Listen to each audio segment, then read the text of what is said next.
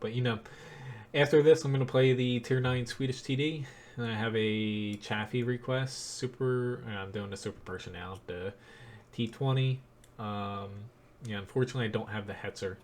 Um, yeah, it's just once you get down in the lower tiers, like I said, oftentimes I have quite a few tanks right now bought with crews. I just don't have equipment, modules, ammunition. I gutted everything.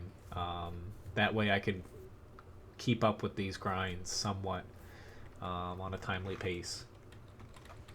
It's like I essentially gutted all my low tiers and probably netted about maybe like 1,000,000 credits somewhere around there, as far as helping me out with equipment and stuff, because you know I had tier 1s and everything with like full equipment loadouts on it, because I used back when doing like tournaments and different things. Essentially you brought like, I think it was like 4 or 5, I think it was 5 tier 8s and then 2 tier 1s on a team to spot, so I had kitted out tier 1s for that. Yes, I did SWAT. I glanced over it. Most notably, probably the TOG, Panther 1, and Panther 2 are probably going to receive the biggest changes. What other tanks? I kitted out the PZ4H, and I also picked out the Strev, the Tier 9 TD 1030, and the Type 4. You know, it's just, you know, I had 11 million credits to go through, and between the two tier 9s that took up, you know, basically like 10 of that. So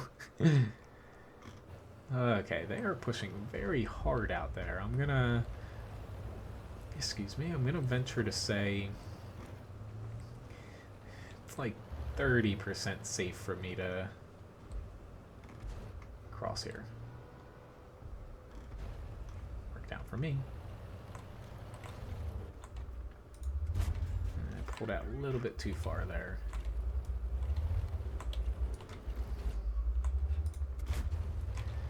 Okay, I6, it's all you. And you missed. Oh, I do not know if they have a lot of tanks out this way. I'm very hesitant to do this, but say it's very rewarding if we can get this 9 and 8 out, because they are not pushing to town. They're not pushing pretty much anywhere. Awesome. So I will gladly stick my neck out here. Thank you, Melanie. Yeah, I tried my best, you know, to excuse me, get you know, tank requests done. For whatever reason, my throat is dry as a bone tonight. I'm not getting hit from out here, which this could just be a trap. I've not heard any shells whiz by me or land near me, so honestly, I am assuming, oh god, that's not a tank I want to see. I'm assuming right now that they do not have anything out here on my right. I just have to keep kind of up here, because the problem I'm going to run into, these guys are trying to help me, but they're also going to be shot. They have that T29 in that center road, but I will gladly fight against these two guys. Like that Skoda scares me the most. But on the T40 or T34-3, I set him on fire. He did have a fire extinguisher. I was about to say, if he has food, like a lot of people run on those things, that's gonna definitely blow up in his face. Or burn up in his face, I should say.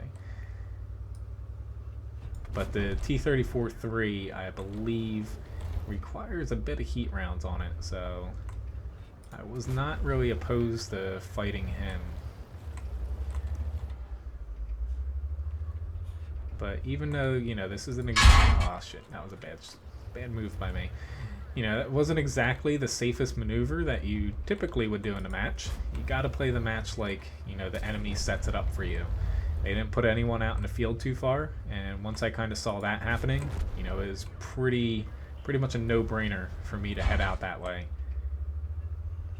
And at this point, I'm just trying to prevent myself from getting side-shotted, but trying not to use a lot of APCR too, honestly.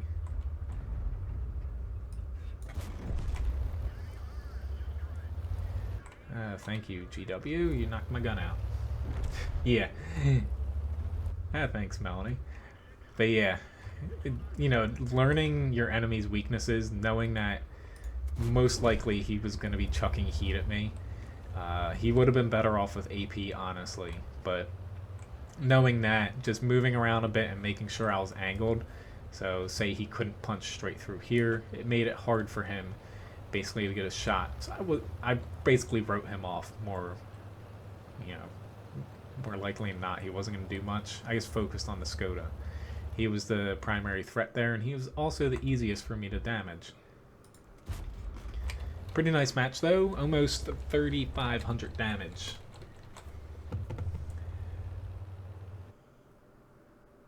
.907 looks overpowered. It's a pretty good...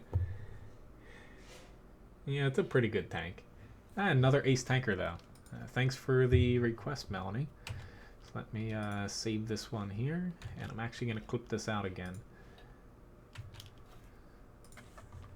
I just gotta let it catch up here.